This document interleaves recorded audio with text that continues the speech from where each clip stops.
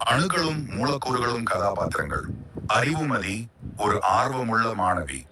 ஆசிரியர் அறிவியலில் ஆழ்ந்த அறிவு கொண்டவர். புதிய அணு நியூட்ரான் அணுவின் உள்ளே நுழைபவன். புரோட்டான் அணுவின் முக்கிய பகுதி.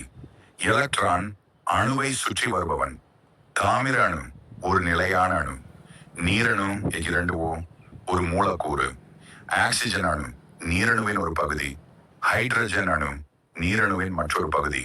காட்சி 1. வகுப்பறை. அறிவுமதி தனது நோட்டு புத்தகத்தை வைத்துக் கொண்டு யோசிக்கிறாள். அறிவுமதி, அணுக்கள், மூலக்கூறுகள். இது கொஞ்சம் குழப்பமாக இருக்கிறது. அணு என்றால் என்ன? மூலக்கூறு என்றால் என்ன? ஆசிரியர்: வணக்கம் மாணவர்களே. இன்று நாம் அணுக்களும் மூலக்கூறுகளும் என்ற பாடத்தை பற்றி ஆழமாக பார்க்க போகிறோம். அறிவுமதி: ஏதேனும் சந்தேகம் உள்ளதா?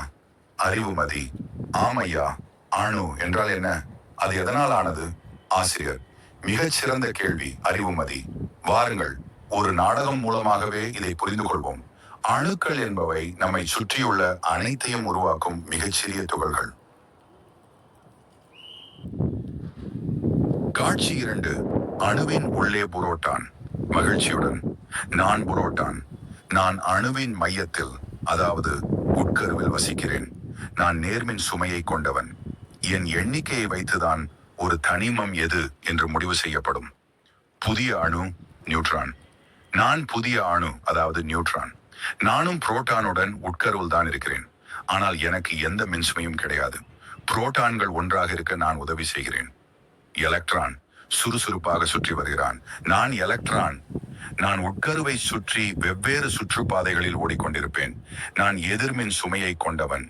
எனது எண்ணிக்கையும் புரோட்டானின் எண்ணிக்கையும் சமமாக இருக்கும்போது ஒரு அணுமின் நடுநிலை நியூட்ரல் ஆக இருக்கும்.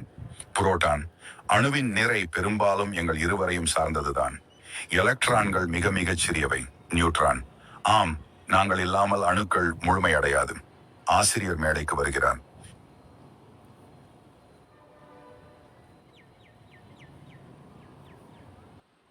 ஆசிரியர்: பார்த்தீர்களா அறிவுமதி? இதுதான் ஒரு அணுவின் அமைப்பு. புரோட்டான், நியூட்ரான், எலக்ட்ரான் ஆகிய 3 அடிப்படை துகள்கள் அணுவை உருவாக்குகின்றன. இதுதான் டால்டனின் அணு கொள்கையின் அடிப்படை. அதாவது அணுக்கள் பகுக்க முடியாதவை என்றார் டால்டன். ஆனால் பிறகு அணுவுக்குள் இந்த 3 துகள்கள் இருப்பதை கண்டறிந்தார்கள். அறிவுமதி ஆச்சரியத்துடன்: ஓஹோ, அப்படியானால் ஒவ்வொரு தனிமத்திற்கும் புரோட்டான்களின் எண்ணிக்கை வேறுபடுமா? ஆசிரியர்: சரியாக சொன்னாய். புரோட்டான்களின் எண்ணிக்கையே ஒரு தனிமத்தின் அணு எண்ணாகும், அட்டாமிக் நம்பர். உதாரணமாக தாமிர அணுவை பார்ப்போம். மேடையில் தாமிர அணு தோற்றமளிக்கிறது. தாமிர அணு திடமாக: நான் தாமிர அணு. எனக்கு 29 புரோட்டான்கள் இருக்கின்றன.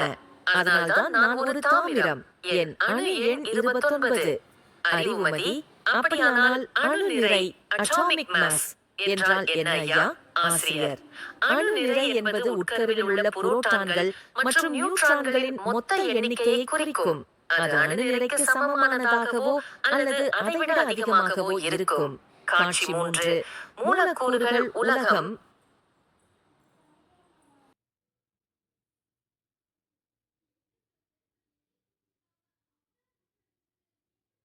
காட்சி 3. மூலக்கூறுகள் உலகம். ஆசிரியர்: அணுக்களின் இணைப்பால் உருவாவதுதான் மூலக்கூறுகள். 2 அல்லது அதற்கு மேற்பட்ட அணுக்கள் வேதியியல் பிணைப்பால் இணைந்து மூலக்கூறுகளை உருவாக்கும். மேடையில் நீரணு H2O தோன்றுகிறது. ஆக்சிஜன் அணு நடுவில் நிற்க இருபுறமும் ஹைட்ரஜன் அணுக்கள் அதனுடன் பிணைக்கப்பட்டு நிற்கின்றன. நீரணு H2O. வணக்கம், நான் நீரணு. நான் 3 அணுக்களின் கூட்டு. ஆக்சிஜன் அணு. நான் ஆக்சிஜன் அணு. நான் ஒரு ஆக்சிஜன் அணுவாக இருக்கிறேன். ஹைட்ரஜன் அணு 1. நான் ஹைட்ரஜன் அணு 1. ஹைட்ரஜன் அணு 2. நான் ஹைட்ரஜன் அணு 2. ஆக்சிஜன் அணு. நாங்கள் மூவரும் இணைந்துதான் இந்த நீரணுவை உருவாக்குகிறோம். நான் 2 ஹைட்ரஜன் அணுக்களுடன் இணைந்து நீரை உருவாக்குகிறேன். இது ஒரு மூலக்கூறு. ஆசிரியர்: பார்த்தியா அறிவுமதி, இதுதான் ஒரு மூலக்கூறு. ஒரே தனிமத்தின் அணுக்களோ அல்லது வெவ்வேறு தனிமங்களின் அணுக்களோ இணைந்து மூலக்கூறுகளை உருவாக்கலாம்.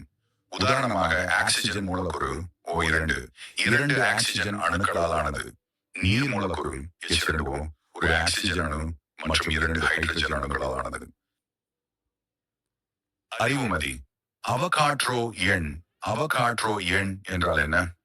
ஆசிரியர்: ஒரு மோல் பொருளில் உள்ள துகள்களின் எண்ணிக்கையே அவகாட்ரோ எண்ணாகும். இதன் மதிப்பு 6.22 மடங்கு 1032 மில்லியன். ஒரு மோல் என்பது கிராமில் உள்ள அணு நிறை அல்லது மூலக்கூறு நிறைக்கு சமம். உதாரணமாக 12 கிராம் கார்பனில் 6.232 கார்பன் அணுக்கள் உள்ளன. அதேபோல் 18 கிராம் நீரில் 6.232 கால் 13 அறிவுமதி: இப்போது அணுக்களும் மூலக்கூறுகளும் பற்றி தெளிவாக புரிந்து கொண்டேன் ஐயா. இது ஒரு அற்புதமான நாடகம். ஆசிரியர்: இதுதான் அறிவியல் கற்பதன் அழகு. அறிவுமதி: அனுபவபூர்வமாக கற்கும்போது கருத்துக்கள் மனதில் ஆழமாக பதியும். மேடை இருட்டுகிறது.